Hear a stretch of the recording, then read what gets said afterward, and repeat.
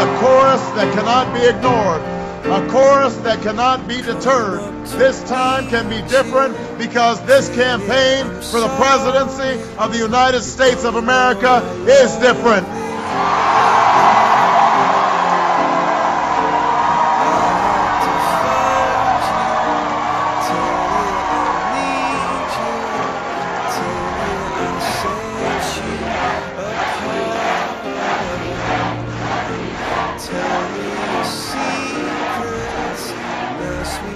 It's different not because of me.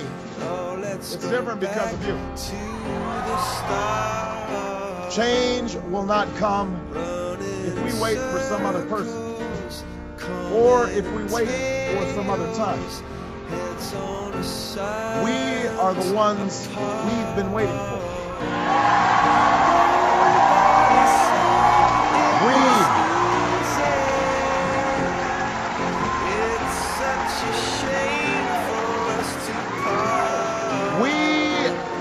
We are the change that we seek.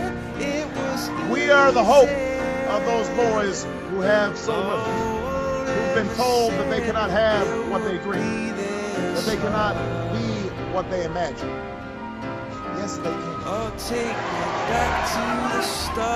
We are the hope of the father who goes to work before dawn and lies awake with doubt that tells him he cannot give his children the same opportunities that someone gave him. Yes, he can.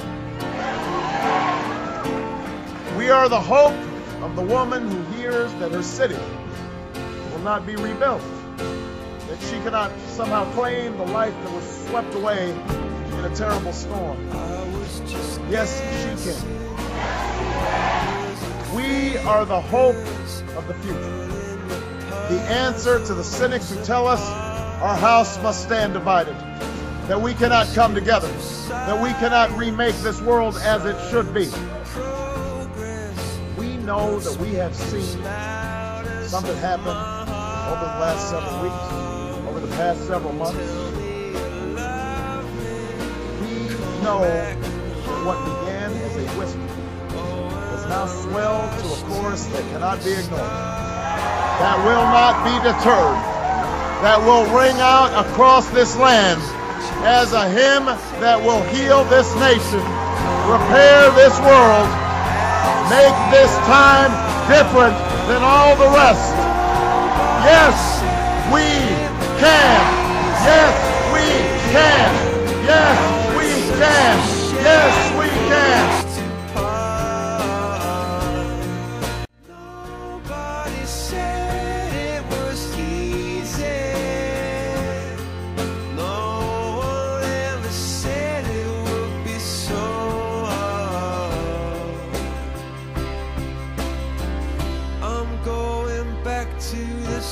Come on.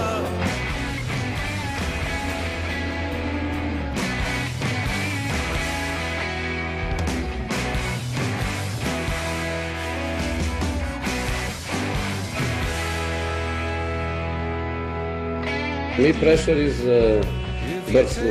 I'm serious. I'm feeling a lot of pressure with the Swan in Scotland. And we have to face these new football rules, and it's not easy. What are these new rules? It's not possible penalties against Man United, and it's not possible penalties in favor of Chelsea. If somebody wants to punish me because of that, so they punish me. They punish me. It means that it's the end of democracy. Nobody asked me my team. What you think? It's too late. I'm sorry.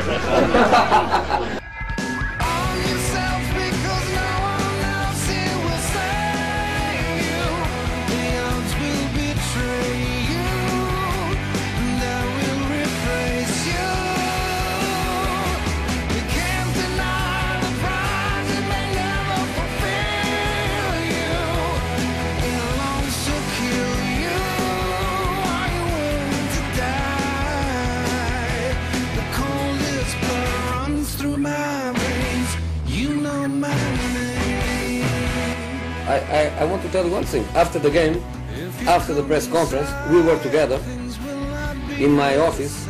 We laughed, we spoke, we speak, we drank, and to be fair, when we go to Man United, I will give him I will bring a very good bottle of wine, because the wine we drank was very bad. I read the referee saying dozens and dozens of times managers speak with him. But one thing is to speak, one thing is to shout. Pressure?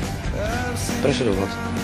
Of having lost 2 games? Pressure is millions of people in the world, parents, no money to buy food for their children. I arrive here with my ego. You know? Now it's even higher.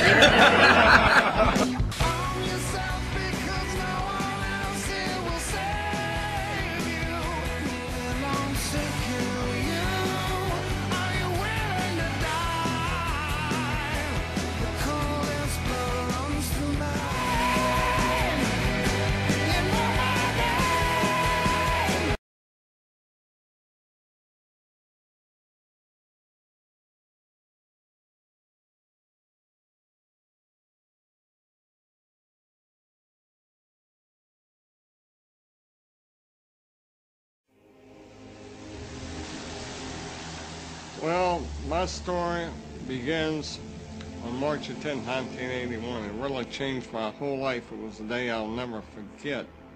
I crashed an airplane.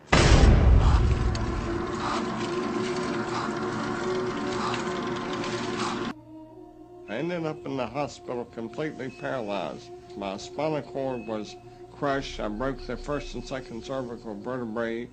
My swallowing reflex was destroyed. I couldn't eat or drink. My diaphragm was destroyed. I couldn't breathe. All I could do was blink my eyes. The doctors, of course, said all my life I'd be a vegetable. All I'd do is blink my eyes the rest of my life.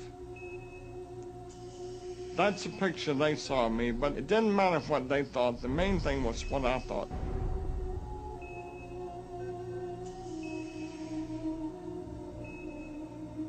I picture myself being a normal person again, walking out of that hospital. The only thing I had to work with in the hospital was my mind. As long as you have your mind, you can put things back together again. I was hooked to a respirator, and they said I'd never breathe on my own again because my diaphragm was destroyed. But this little voice kept saying to me, breathe deep, breathe deep.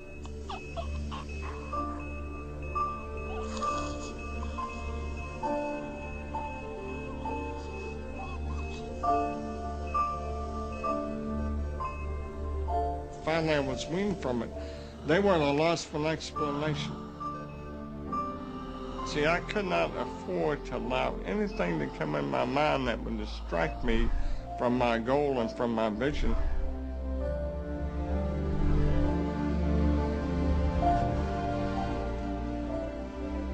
Well, I set a goal to walk out of the hospital on Christmas. That was my goal.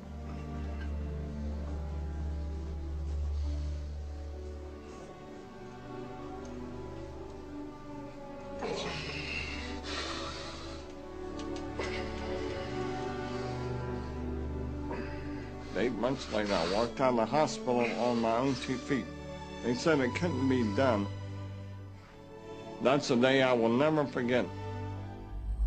For people that are sitting out there right now watching this program that are hurting, if I wanted to sum up my life and sum up for people what they can do in life, I would sum it up this way in 6 words. Man becomes what he thinks about.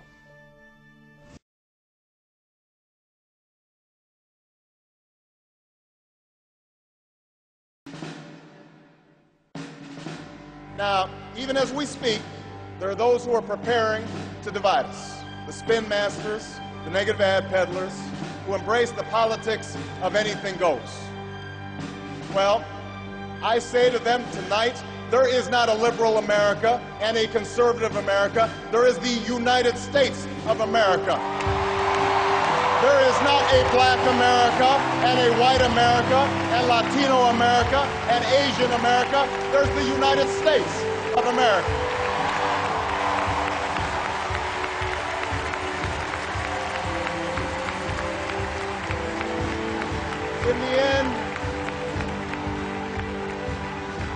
In the end, In the end, that's what this election is about. Do we participate in a politics of cynicism, or do we participate in a politics of hope? One voice can change a room. And if one voice can change a room, then it can change a city. And if it can change a city, it can change a state. And if it can change a state, it can change a nation. And if it can change a nation, it can change the world. Your voice can change the world.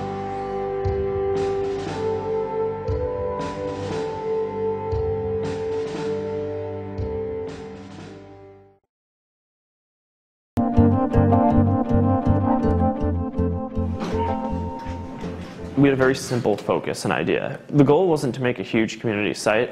It was to make something where you could type in someone's name and find out a bunch of information about them.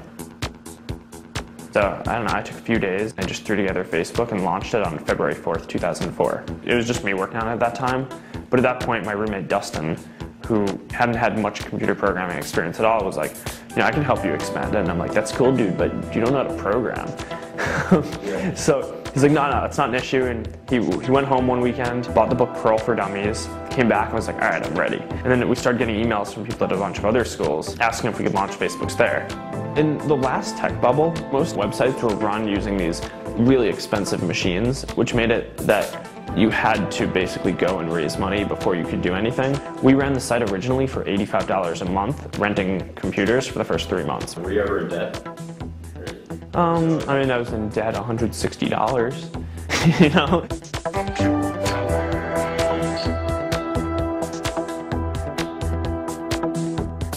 There are big sites on the internet which are like 15% of our users come back monthly, and we're like, all right, that's cool. Like 70% of our users come back every day. When I'm typing a paper, I can't type another page until I check my Facebook sometimes. I mean, it's sad. It really is. The only reason I joined the Facebook was to see who my boyfriend cheated on me with. And then I got hooked on it, so now I'm on the Facebook all the time, and I have like random people like request me to be their friends. I think I have like 15,000 pending friend requests, and whenever I open up that page, the site crashes, so I gave up on that. Do you feel trapped or liberated by technology? I don't know.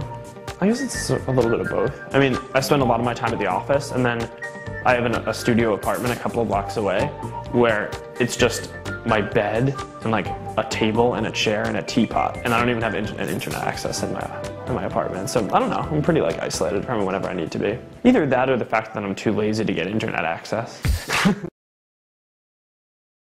But for the next contestant, the world of showbiz seems a million miles away. It's Paul, a mobile phone salesman from South Wales. By day, I sell mobile phones. My dream is to spend my life doing what I feel that I was born to do.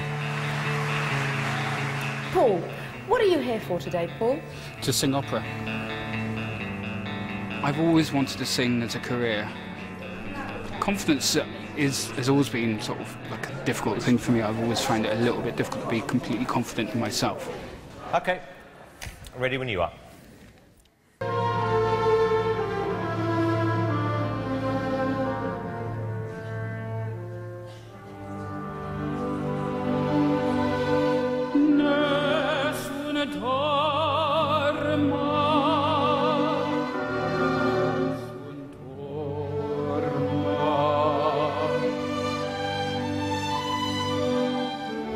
Mal mio mister, vuoi chiuso in me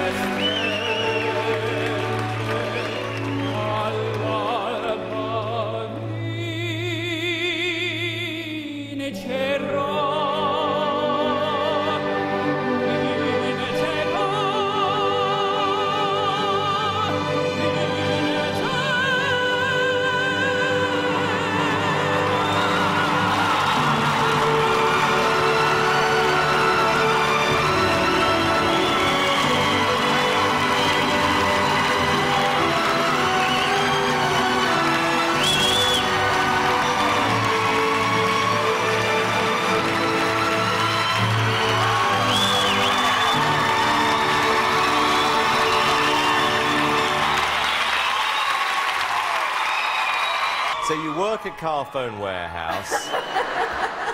And you did that. I wasn't expecting that. No, neither was I. This was a complete breath of fresh air. I thought you were absolutely fantastic. You have an incredible voice. I think if you keep singing like that, you are going to be one of the favourites to win this whole competition. I think that we've got a case of a little lump of coal here that is going to turn into a diamond. OK. Moment of truth, young man. Piers. Absolutely yes. Amanda? Yes. Paul? You are through to the next round.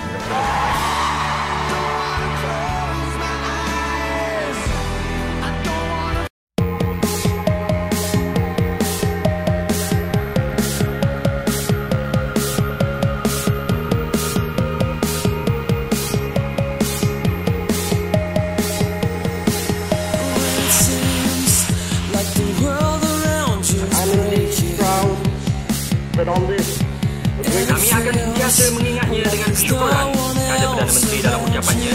Bantuan yang telah kami terima dari Great Britain dalam perjalanan menuju kemerdekaan. Dengan nama Allah yang Maha Murah, yang Maha